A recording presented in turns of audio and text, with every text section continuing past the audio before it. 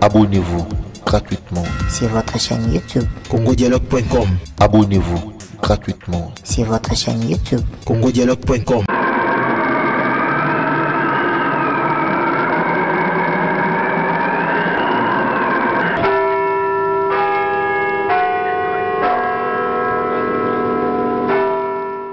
Et officiellement invité comme MLP, notre parti, nous avons conduit la délégation que vous voyez. Il était question de donner notre lecture par rapport aux consultations. Pour le MLP, nous avons été clairs, c'est que vous tous vous connaissez, on a toujours dit que les consultations se font dans un contexte de la crise persistante prévu dans la Constitution et non prévu dans la Constitution. C'est-à-dire, lorsqu'il y a une crise entre le gouvernement et le Parlement, il comprend ici que le gouvernement dont il est question, tel qu'on a rédigé la Constitution, c'est le gouvernement élargi, y compris les actes du chef de l'État. Il y a la crise persistante.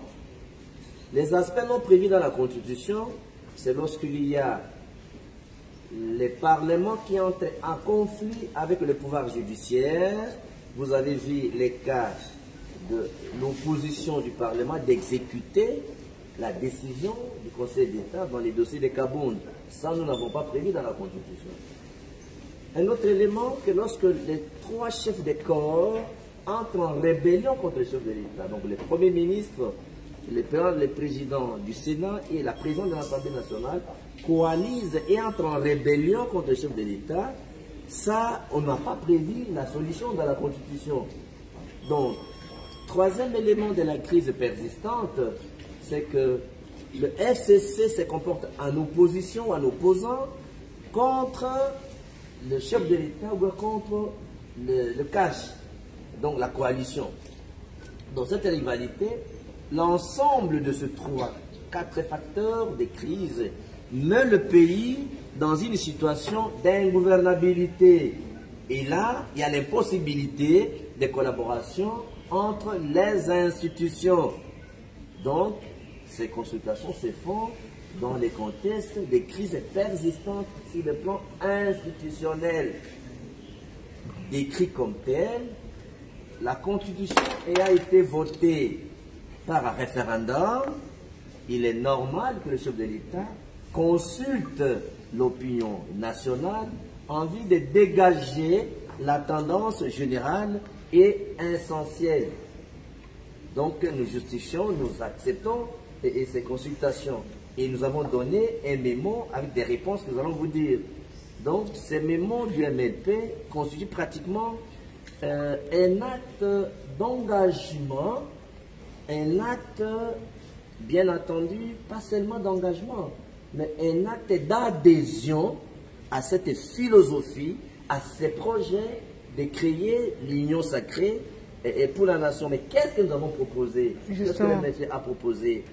Le MLP a vu que l'objectif de ces consultations, normalement, il faut créer l'union sacrée pour la nation, pour créer en fait la cohérence et la cohésion nationale, pour permettre à ce qu'on donne au pays des institutions qui s'inscriront pour que le pays décolle. Et derrière le chef de l'État, qu'est-ce que nous avons proposé? Première solution. Parce que le Premier ministre est en rébellion, nous avons demandé au chef de l'État de pouvoir, bien entendu, formaliser la rupture du FCC cash. Parce qu'en fait, lorsque la rupture est formalisée, le gouvernement est démissionnaire. De deux, le président de la République, sur le plan droit administratif, a le pouvoir de suspendre le Premier ministre. Mais cette suspension ne peut pas dépasser 3 mois. Donc il a le pouvoir de le suspendre. Autre élément, nous avons démontré que dans l'impossibilité de collaboration entre les institutions, la cohabitation est impossible, donc pas de cohabitation. L'objectif, c'est de changer la majorité parlementaire, la reconfiguration politique. Le changement de la majorité parlementaire aura pour conséquence on doit changer les bureaux de l'Assemblée nationale.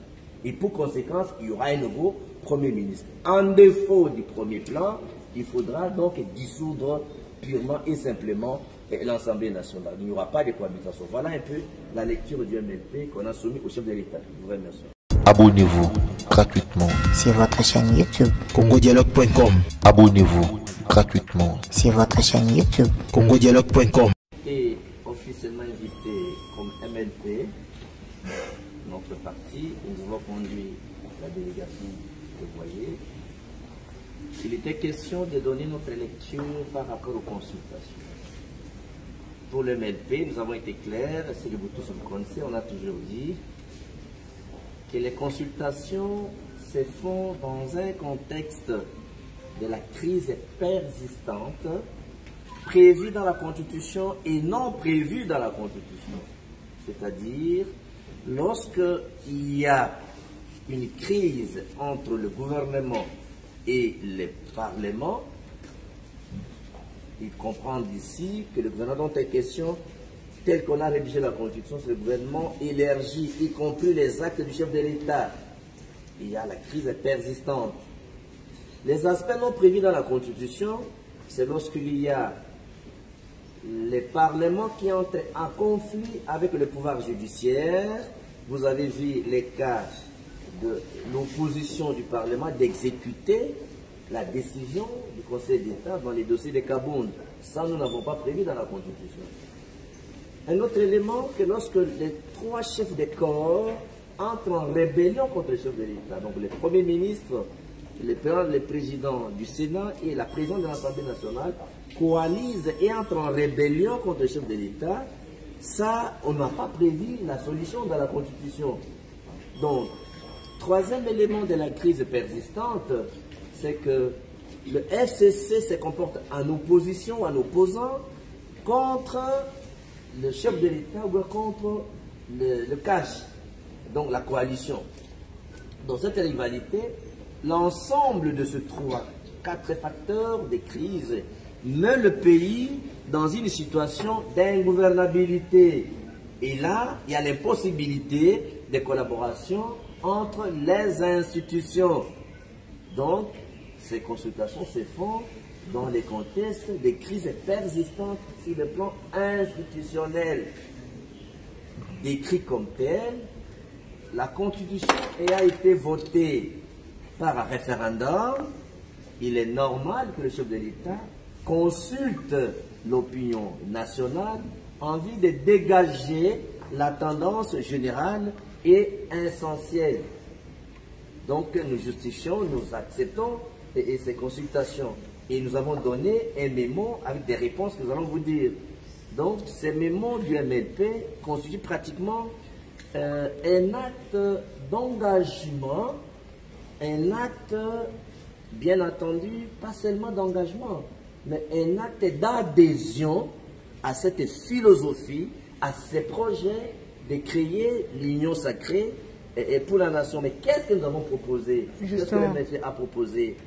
Le MLP a vu que l'objectif de ces consultations, normalement, il faut créer l'union sacrée pour la nation, pour créer en fait la cohérence et la cohésion nationale, pour permettre à ce qu'on donne au pays des institutions qui s'inscriront pour que le pays décolle. Et derrière le chef de l'État, qu'est-ce que nous avons proposé? Première solution. Parce que le Premier ministre est en rébellion, nous avons demandé au chef de l'État de pouvoir, bien entendu, formaliser la rupture du FCC cash, parce qu'en fait, lorsque la rupture est formalisée, le gouvernement est démissionnaire. De deux, le président de la République, sur le plan droit administratif, a le pouvoir de suspendre le Premier ministre. Mais cette suspension ne peut pas dépasser 3 mois. Donc il a le pouvoir de le suspendre. Autre élément, nous avons démontré que dans l'impossibilité de collaboration entre les institutions, la cohabitation est impossible, donc pas de cohabitation. L'objectif, c'est de changer la majorité parlementaire, la reconfiguration politique, Le changement de l'Assemblée parlementaire aura pour conséquence, on doit changer le bureau de l'Assemblée nationale. Et pour conséquence, il y aura un nouveau Premier ministre. En défaut du premier plan, il faudra donc dissoudre purement et simplement l'Assemblée nationale. Il n'y aura pas de cohabitation. Voilà un peu la lecture du MLP qu'on a soumis au chef de l'État. Je vous remercie. Abonnez-vous gratuitement. Sur votre chaîne YouTube. congodialogue.com. Abonnez-vous gratuitement. Sur votre chaîne YouTube. congodialogue.com.